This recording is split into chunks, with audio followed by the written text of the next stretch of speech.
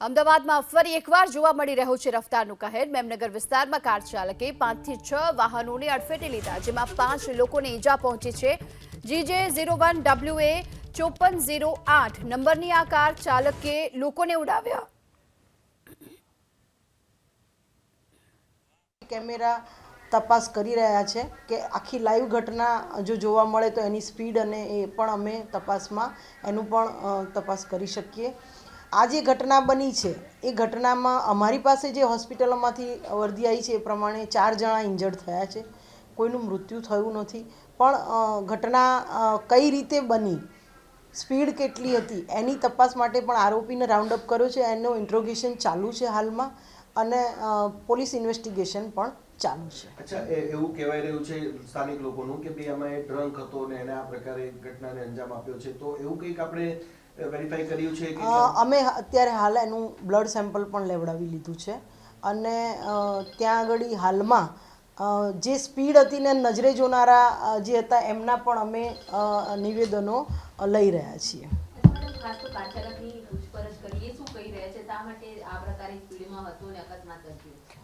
Car ચાલક હાલમાં તો એવું કહે છે કે મારાથી બ્રેકની જગ્યાએ એક્સિલેટર પર મારો પગ આવી ગયો એવું હાલમાં કહી રહ્યો છે, પણ ખરેખર એ કાર ચાલક કાર ચલાવતી વખતે ખરેખર આવી ઘટના બની છે કે નહીં અથવા તો આગળથી એની સ્પીડ હતી કે નહીં એ પણ અમે છે કે એને જે એના ભત્રીજાને શાળાએ મૂકવા ગયો તો એ સ્કૂલથી લઈ અને જેટલા પણ કેમેરા આવશે એમાં એની અમે સ્પીડ ચેક કરવાનો પ્રયત્ન કરીશું।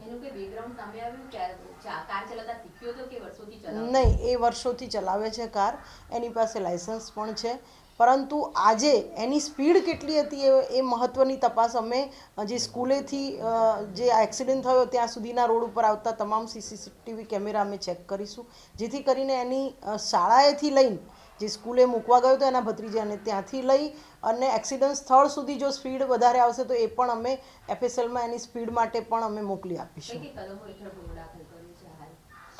હાલમાં તો હજી FIR ની રાઇટિંગ થઈ રહ્યું છે, હાલમાં એના ગુનાની કલમો ને બધું FIR થશે એટલે આપને એની પણ માહિતી અમે આપીશું। અચ્છા, કે જે લોકો ઇન્જર્ડ થયા છે કે જે લોકોને ટક્કર વાગી છે એમાંથી કોઈ સિરિયસ હોય કે?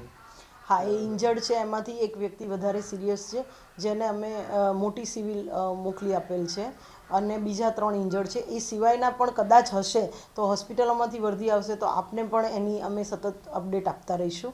અચ્છા, સવારના સમયે આ ઘટના બની છે એટલે સ્વાભાવિક રીતે 7:30ની આસપાસની વાત છે, તો શું સ્કૂલના બાળકો પણ છે આમાં જે ઇન્જર્ડ થયેલા છે, એવી કોઈ ઇન્ફોર્મેશન કે એવા કોઈ પર્ટિક્યુલર આપની પાસે ઇનપુટ ના, છે? હાલમાં તપાસમાં કોઈ બાળકો એક્સિડન્ટમાં ઇન્જર્ડ થયા હોય એવી વાત ધ્યાનમાં આવી નથી।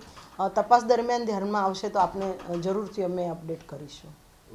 બેન, આ જે ઘટનાઓ છે એ ઘટનાઓ જે છે ઘણી બધી અત્યાર સુધી આપણે જોઈએ છે કે સ્પીડ ઉપર કંટ્રોલ ના હોય ને આ પ્રકારે લોકો એનાથી ઇન્જર્ડ થયા હોય ને આ પ્રકારની ઘટનાઓ બની હોય એક સાથે, તો આના માટે શું મિકેનિઝમ કે કયા પ્રકારની એક્ઝેમ્પલરી હોવી જોઈએ? કારણ કે તમે તથ્યવાળી ઘટના પણ તમે જે છે ઇન્વેસ્ટિગેટ કરી રહ્યા છો, પ્લસ આ બીજી ઘટના આવી છે। આપને કહું કે તથ્યવાળી ઘટના બન્યા પછી અમે સ્પીડ ગન કેમેરા આખા અમદાવાદ સિટીમાં 35થી વધારે લાવ્યા છીએ। એની પહેલાં અમારી પાસે 10 ઇન્ટરસેપ્ટર અને સ્પીડ માટેના અમારી પાસે વ્હીકલ હતા, પણ એ ઉપરાંત અમે 35થી વધુ કેમેરા સ્પીડ ગનના લાવી અને સ્પીડના કેસો અમે અત્યાર સુધીમાં આટલા વર્ષોમાં ન થવા હોય એટલા કેસો અમે છેલ્લા વર્ષમાં કર્યા છે।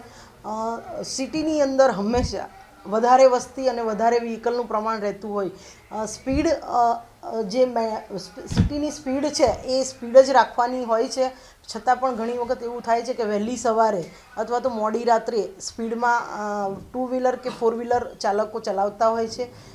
અમારા સ્પીડ ગન કેમેરા દ્વારા અમે એમની ઉપર સ્પીડ અંગેના પણ કેસો ખૂબ કરી રહ્યા છીએ।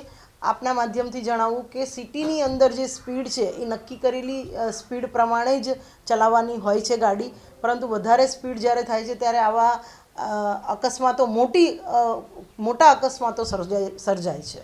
બેન, સૌથી વધારે મતલબ આ જે ઘટનાઓ છે એને અંકુશ લગાવવા માટે તમને એવું લાગે છે કે એક અભિયાન શરૂ કરવું જોઈએ અને એક એવી રીતના થવું જોઈએ કે આ રીતના જે પણ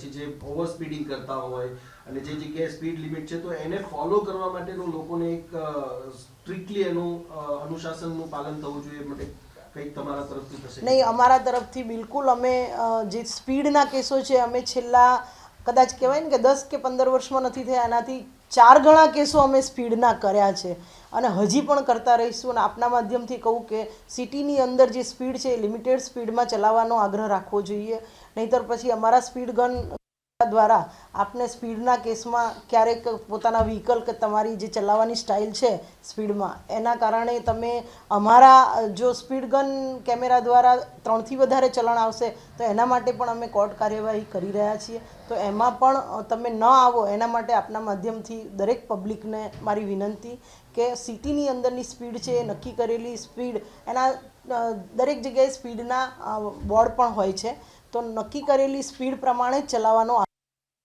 અચ્છા, બીજી એક બાબત એ પણ સામે આવતી હોય છે કે જે બમ્પર હોય છે એના ઉપર જે વ્હાઇટ પટ્ટા હોવા જોઈએ એ પ્રોપર બધી જગ્યાએ વિઝિબલ હોતા નથી.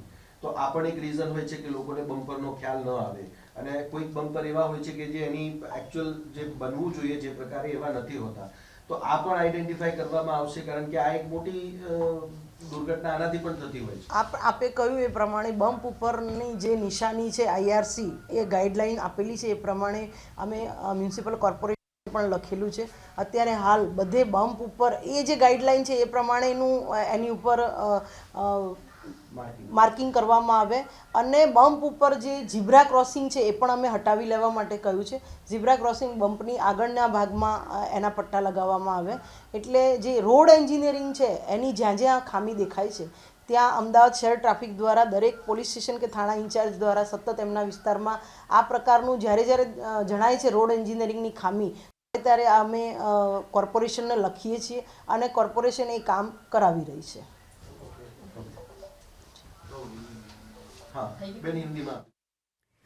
તો કાર્ય સર્જેલા અકસ્માતમાં કુલ 4 લોકો ઇજાગ્રસ્ત થયા હતા અને કાર ચાલકને હાલ તો રાઉન્ડ અપ કરી અને તેની પૂછપરછ પણ કરવામાં આવી રહી છે.